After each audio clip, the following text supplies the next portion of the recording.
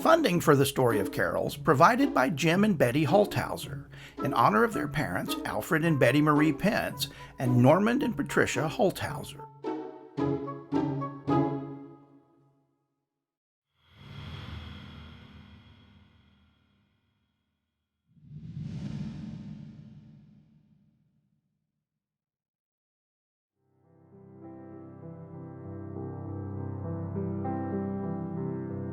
In 1847, Placide Cappeau, a local businessman in the small town of Roquemaure, France, was asked to write a Christmas poem by the parish priest.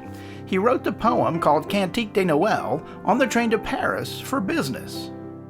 Looking to set his new poem to music, Cappeau was introduced to Adolphe Adam, a composer at the Paris Conservatory. Adam, most famous for composing the ballet Giselle, wrote the melody we know today as O Holy Night. When the song premiered in Roquemaure that Christmas, however, the powers within the church weren't happy. Not because the song was bad. The lyrics are simple and elegant, the music poignant and lilting. The diocese was upset by the songwriters themselves. Placide Cappeau, who rarely attended church, had followed into the family business as a wine and spirits distributor, an unsavory profession for a hymn writer. And the composer, Adolphe Adam, was worse.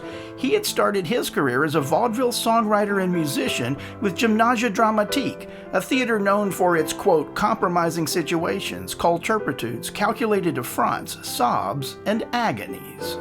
The church, mortified by the backgrounds of these two men, declared O Holy Night unfit for services and absent the spirit of religion. The people of France, however, fresh off a revolution, sang it anyway, and the song soon spread across the continent. Sometime in the 1850s, John Sullivan Dwight, an American minister, translated the lyric into English, and Cantique de Noël became O Holy Night.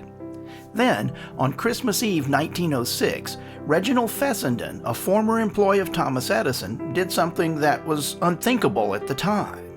Using a new technology, he broadcast the nativity story from Luke over the Morse code wireless system.